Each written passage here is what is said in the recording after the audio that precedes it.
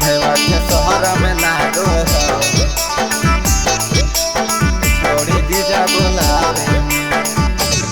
Presented by Mira Music. भैया के सोहरा में लागो हो, तोरा त महजा लगो हो छौड़ी सबके बतावे में। तोरा त महजा लगो हो छौड़ी सबके बतावे में। हे गे सबके बतावे में कि भैया के शहर में लागो हो के छौड़ी जीजा बोलावे में। भैया के शहर में लागो हो के छौड़ी जीजा बोलावे में। तोरा त महजा लगो हो छौड़ी संगे सुतावे में। तोरा त महजा लगो हो छौड़ी संगे सुतावे में। हे गे संगे सुतावे में भैया के शहर में लागो हो के छौड़ी जीजा बोलावे में। भैया के शहर में लागो हो के छौड़ी जीजा बोलावे में। भैया के शहर में लागो हो,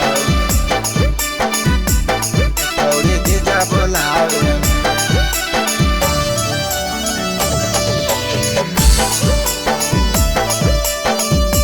भैया के शहर में लागो हो, गौआ समाज पूरा सब गेलो जान गे।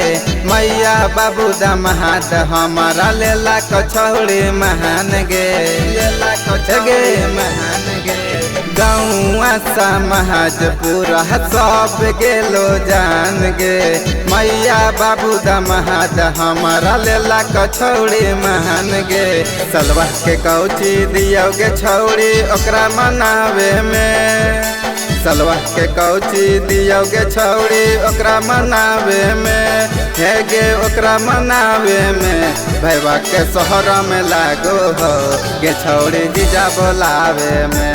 भैया के शहर में लागो हो के छौड़ी जीजा बोलावे में।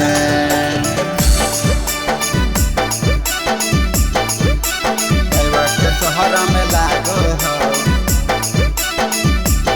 छौड़ी जीजा बोलावे।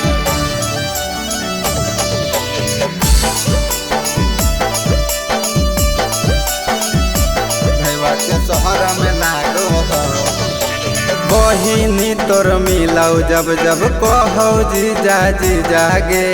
ओकरा खिलाई दिलियो हमें बर्गर पिज्जा गे, हमें बर्गर पिज्जा गे। बहिनी तोर मिलौ जब जब कहो जीजा जीजा गे। ओकरा खिलाई दिलियो गोविंदपुर में पिज्जा गे। विश्वजीत बिहारी लागल हो ओकरा पटावे में। संजीत सकिंदर लागल हो छौड़ी ओकरा पटावे में। हे गे ओकरा पटावे में भैया के शहर में लागो हो के छौड़ी जीजा बोलावे में।